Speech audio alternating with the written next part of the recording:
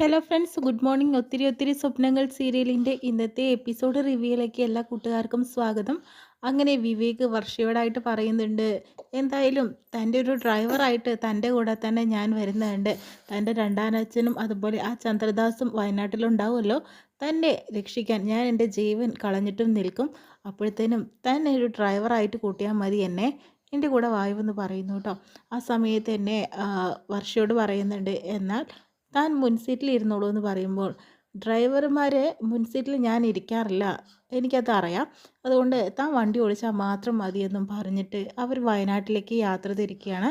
പിന്നീട് ഒരു അമ്പലത്തിൽ വെച്ചിട്ട് തന്നെ അഞ്ജുവിന് കുറച്ച് പൂവൊക്കെ വാങ്ങിയിട്ട് വരുന്നുണ്ട് രാഹുൽ. അപ്പോഴത്തേനും അഞ്ജു ഒരു സാരിയൊക്കെ കൊടുക്കുന്നുണ്ട്. അതിനുശേഷം തന്നെ എങ്ങനെയുണ്ടെന്ന് ചോദിക്കുമ്പോൾ വളരെ നന്നായിട്ടുണ്ട്, നീ സുന്ദരിയാണെന്ന് പറയുന്നു. ഇപ്പോൾ അമ്പനാട് വിക്രമിൻ്റെ മരുമകളായിട്ട് നിന്നെ എല്ലാവരും കണ്ടോളുമെന്നും പറയാട്ടോ. അതിനുശേഷം തന്നെ ഇതാ നിനക്ക് ഞാൻ കുറച്ച് പൂ വാങ്ങിയിട്ടുണ്ട്, ഇതും കൂടി വെക്കെന്ന് പറയുന്നു. അതിനുശേഷം ഞാൻ കെട്ടിയ ആ താലി എവിടെ, ആ താലിയുടെ പുറത്തിട് എന്ന് പറയുന്നുണ്ട്. അങ്ങനെ ആ താലിയും പുറത്തിടുക, എന്ന് നമുക്ക് പോയാലോ, ആ ശരി എന്ന് പറഞ്ഞിട്ട് അവർ രണ്ടുപേരും പോവാനോ കേട്ടോ. ആ സമയത്ത് തന്നെ മാർക്കറ്റിൽ പോയി വരുന്ന നമ്മുടെ മല്ലികാക്ക ഇവർ രണ്ടുപേരും കാണുന്നുണ്ട്. രാഹുലിൻ്റെ മുഖം വ്യക്തമല്ലെങ്കിലും അഞ്ജുവിനെ ശരിക്കും മല്ലികാക്ക കാണുന്നുണ്ട് കേട്ടോ. സാരി ഉടുത്ത് മുല്ലപ്പൂ ചൂടി ആരുടെ ബൈക്കിൽ കയറിപ്പോകുന്ന ഒരു രീതിയിലാണ് മല്ലികാക്ക പറയുന്നത്. ഇത് മേഡത്തോട് ഇത്ര പെട്ടെന്ന് തന്നെ പറയണം, അല്ലെങ്കിൽ മേഡത്തെ എല്ലാവരും കൂടി ചതിക്കുകയാണ്, അഞ്ജു തന്നെയാണിത് എന്നില്ല ഉറപ്പിച്ചിട്ട് തന്നെ മല്ലികാക്ക വീട്ടിലേക്ക് പോന്നു. അതിനുശേഷം തന്നെ വസുന്ധര മേഡം എന്തായാലും അതിനുശേഷം തന്നെ വിവേക് വർഷയോട് പറയുന്നുണ്ട്, നല്ല വിശപ്പുണ്ട്, നമുക്ക് എന്തെങ്കിലും കഴിച്ചാലോ. എനിക്കൊന്നും വേണ്ട, വിവേക് പോയി കഴിച്ചോളൂ, ഞാൻ ഇങ്ങോട്ട് കൊണ്ടുതരാമെന്ന് പറയുമ്പോഴത്തേനും എനിക്കൊന്നും വേണ്ട എന്ന് പറയുകയാണ്. അതൊന്നും പറഞ്ഞാൽ പറ്റില്ല, ഇത്രയും ദൂരം യാത്ര ചെയ്യേണ്ടല്ലേ, അതുകൊണ്ട് തന്നെ നമുക്ക് എന്തെങ്കിലും കഴിക്കാമെന്ന് പറഞ്ഞിട്ട് ഫുഡ് വാങ്ങാനായിട്ട് പോണ സമയത്ത് വസുന്ധര വിളിക്കുന്നുണ്ട് കേട്ടോ. മോളെ എന്തൊക്കെയുണ്ട്, എങ്ങനെയുണ്ട് യാത്ര എന്നൊക്കെ ചോദിക്കുമ്പോൾ, കുഴപ്പമില്ല ആൻറ്റി, എനിക്ക് ഭയങ്കര ക്ഷീണമുണ്ട്, അതൊഴിച്ചാൽ വലിയ പ്രശ്നമൊന്നുമില്ല. എവിടെ വിവേകും അഞ്ജുവൊക്കെ, ഞാൻ അഞ്ജുവിനോട് സംസാരിക്കാം, നീ ക്ഷീണിച്ചിരിക്കുകയല്ലേ എന്ന് പറയുന്നുണ്ട് കേട്ടോ. വിവേകിൻ്റെ കൂടെ റെസ്റ്റോറൻറ്റിലേക്ക് പോയിരിക്കുകയാണ് അഞ്ജു ഫുഡ് കഴിക്കാനായിട്ട്. എന്നാൽ പിന്നെ അവർ വരട്ടെ, അതിനുശേഷം ഞാൻ അവരെ വിളിച്ചോളാം, മോള് റെസ്റ്റ് എടുത്തോ, ഭക്ഷണം കഴിച്ചിട്ട് അങ്ങ് ഉറങ്ങിക്കോളാൻ പറയുന്നുണ്ട് കേട്ടോ. അതിനുശേഷം തന്നെ വിവേക് ഫുഡുമായിട്ട് വരുന്നു. വന്നതിന് ശേഷം തന്നെ കൈകൊണ്ട് വയ്യാത്തല്ലേ തനിക്ക്, ഞാൻ വാരിത്തരട്ടെ എന്ന് പറയുന്നുണ്ട്. അയ്യടാ, അങ്ങനെയൊന്നും നീ ചെയ്യേണ്ട, എനിക്കൊരു സ്പൂൺ വാങ്ങിച്ചു തന്നാൽ മതി, ഞാൻ കഴിച്ചോളാം എന്ന് പറയുന്നുണ്ട്. കയ്യിൽ സ്പൂണ് കൊണ്ടുവന്നിട്ട് കേട്ടോ രാഹുൽ വിവേക് അങ്ങനെ പറയുന്നത്. അതിനുശേഷം തന്നെ സ്പൂണൊക്കെ കയ്യിലുണ്ടായിട്ടും ഒന്ന് എറിഞ്ഞു നോക്കിയതാണല്ലേ, എനിക്കിപ്പോൾ മനസ്സിലാവുന്നുണ്ടെന്ന് പറയുന്നു. അതും ചീറ്റിപ്പോയി എന്ന രീതിയിൽ തന്നെ വിവേക് പറയുന്നുണ്ട്. അതിനുശേഷം തന്നെ ആ ഫുഡ് കഴിക്കുന്നുണ്ട് കേട്ടോ. പിന്നീട് കാണിക്കുന്നത് വസുന്ധരയും അഭിയാണ് കേട്ടോ. വസുന്ധരയാണെങ്കിലോ ഇടിയപ്പത്തിന് വേണ്ടിയിട്ട് പിഴിഞ്ഞുകൊണ്ടിരിക്കുക കേട്ടോ മാവ്. ആ സമയത്ത് തന്നെ മല്ലിക എന്നെ പറ്റിച്ചു, ഇന്ന് ഇഡ്ഡലിയോ ദോശയോ എന്തെങ്കിലും ഉണ്ടാക്കിയാൽ മതിയായിരുന്നു, മാവ് അരച്ച് വെക്കാൻ ഞാൻ അവളോട് പറഞ്ഞതാണ്, അവളാ പറഞ്ഞ് ഇന്ന് ഇടിയപ്പം ഉണ്ടാക്കാന്നുള്ളത്, എന്നിട്ട് അവളെ കാണുന്നുമില്ല, ഇതൊന്നും എനിക്ക് പറ്റില്ല, അതൊക്കെ മെനക്കെട്ട പണിയാണ്. ആ സമയത്ത് അഭി അങ്ങോട്ട് വരുന്നുണ്ട്. എന്താ ആൻറ്റി പ്രശ്നം, ഇതൊന്നും എനിക്ക് പറ്റാത്ത പണിയാണ്, മല്ലിക എന്നെ ചതിച്ചു എന്ന് പറയുന്നുണ്ട്. ആൻറ്റിക്ക് അത് പിഴിയാൻ അറിയില്ലെങ്കിൽ ഇങ്ങോട്ട് മാറ്, ഞാൻ ചെയ്തു തരാമെന്ന് പറയുന്നു. നിനക്കറിയോ, പിന്നല്ലാതെ എൻ്റെ ബോഡി നല്ല സ്ട്രോങ് ആണ്, കണ്ടില്ലേ ഞാൻ പിഴിഞ്ഞല്ലോ, അടിപൊളി എന്ന് പറയുന്നു. ആ സമയത്ത് മല്ലികാക്ക അങ്ങോട്ട് വരുന്നുണ്ട്. മാഡം, എനിക്കൊരു കാര്യം പറയാനുണ്ട്. എന്താ, നിൻ്റെ സാലറി ഇന്ന് ഞാൻ അഭിമോൾക്ക് കൊടുക്കും, കാരണം അവളെന്ന് എന്നെ ഹെൽപ്പ് ചെയ്തു. എൻ്റെ മാഡം, എനിക്ക് കുറച്ച് സംസാരിക്കാനുണ്ട്. എന്താ നീ പറ. അഞ്ച് പാപ്പ അവരുടെ കൂടെ ഇല്ല, വർഷയുടെയും അതുപോലെ വിവേക് സാറിൻ്റെയും കൂടെ ഇല്ല, മറ്റൊരു പയ്യനുമായിട്ട് ബൈക്കിൽ പോകുന്നത് ഞാൻ കണ്ടു, സാരി ഉടുത്തിട്ടുണ്ട്, മുല്ലപ്പൂവും വെച്ചിട്ടുണ്ടെന്ന് പറയുന്നു കേട്ടോ. നല്ല കോലമായി, അവരിപ്പോൾ വയനാട്ടിലേക്ക് പോയിക്കൊണ്ടിരിക്കുകയാണ്, പിന്നെയാണോ അവൾ എങ്ങോട്ടെങ്കിലും തിരിഞ്ഞു പോകുന്നത്, നീ എന്താ പൊട്ടത്തരം വിളിച്ച് പറയുകയാണോ. അല്ല മാഡം, സത്യമായിട്ട് ഞാൻ പറഞ്ഞത് തന്നെയാണ്, കാരണം വെച്ചിട്ടുണ്ടെങ്കിൽ അവരുടെ കൂടെ ഇല്ല, അവരെങ്ങോട്ടോ പോയിരിക്കുകയാണെന്നുള്ളത്. അങ്ങനെയാണെങ്കിൽ വർഷയെ ഒന്ന് വിളിച്ചു നോക്കിയാൽ അറിയാലോ, പെട്ടെന്ന് തന്നെ വിളിച്ചു നോക്കാനായിട്ട് പറയുന്നു കേട്ടോ. ആ സമയത്ത് വിവേകും വർഷയും കൂടി ഫുഡൊക്കെ കഴിച്ചിട്ട് കൈ ഞാൻ വാഷ് ചെയ്ത് തരാൻ പറയുന്നുണ്ട്. അതൊന്നും വേണ്ടാന്ന് പറയുന്നു. ആ സമയത്ത് ഈ പ്ലേറ്റ് ഞാൻ കൊണ്ടേ കൊടുത്തിട്ട് വരാമെന്ന് പറഞ്ഞിട്ട് വിവേക് അങ്ങോട്ട് പോണ സമയത്ത് തന്നെ വർഷയുടെ ഫോണിലേക്ക് വസുന്ധര വിളിക്കുന്നുണ്ട് കേട്ടോ. മോളെ, അഞ്ജുവിനെ വിളിച്ച് കിട്ടിയില്ലല്ലോ, എവിടെ എന്ന് ചോദിക്കുമ്പോഴത്തേനും അവൾ ഫുഡ് കഴിക്കുകയാണല്ലോ, ഞാൻ എൻ്റെ കൂടെ ഇല്ല എന്ന് പറയുന്നുണ്ട്. അവൾക്ക് ഫോൺ കൊടുത്തേ, അവൾ റെസ്റ്റോറൻറ്റിലാണെന്ന് ഞാൻ ആൻറ്റിയോട് പറഞ്ഞതല്ലേ, വിവേകിൻ്റെ കൂടെ. അവിടെ ഫുഡ് കഴിക്കുകയാണെന്ന് പറയുന്നു കേട്ടോ. ആ സമയത്ത് മല്ലികാക്ക പറയുന്നൊക്കെ കേൾക്കുന്നുണ്ട്. അഞ്ജുപാപ്പ വേറെ ആളുടെ കൂടെ കറങ്ങാൻ പോയിരിക്കുകയാണ്, ഞാൻ കണ്ടു എന്നൊക്കെ. വർഷയ്ക്ക് എന്താ പറയേണ്ടതെന്ന് അറിയില്ല.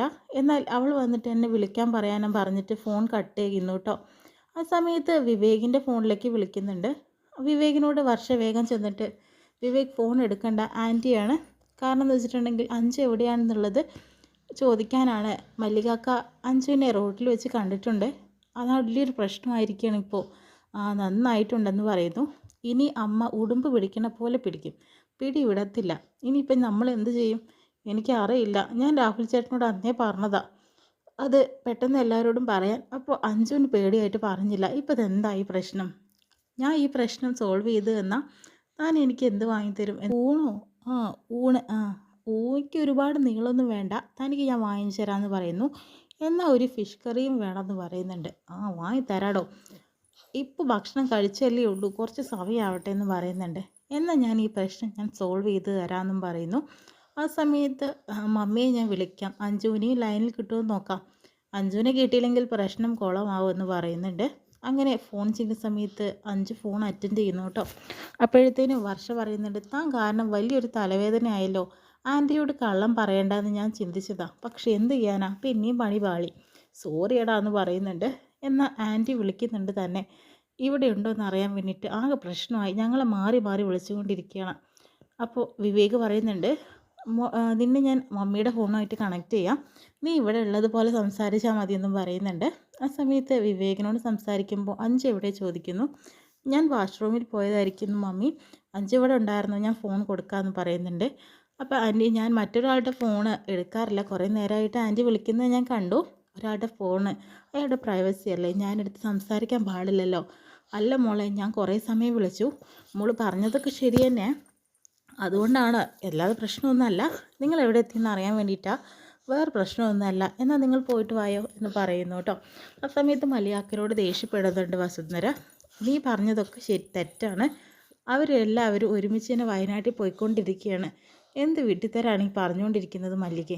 അല്ല മാഡം, ഞാൻ ശരിക്കും അവരെ കണ്ടതാണെന്ന് പറഞ്ഞിട്ട് വാശി പിടിക്കുന്നു കേട്ടോ. നിൻ്റെ പടി നോക്കുമെന്ന് പറയുന്നുണ്ട് കേട്ടോ. ആ സമയത്ത് തന്നെയാണ് വിവേക് വർഷയും കൂടി അഞ്ജുനോട് സംസാരിക്കുന്നുണ്ട്. അമ്മയുടെ ഫോൺ കട്ടായി, ഇനിയിപ്പോൾ എന്താ ചെയ്യേണ്ടത്?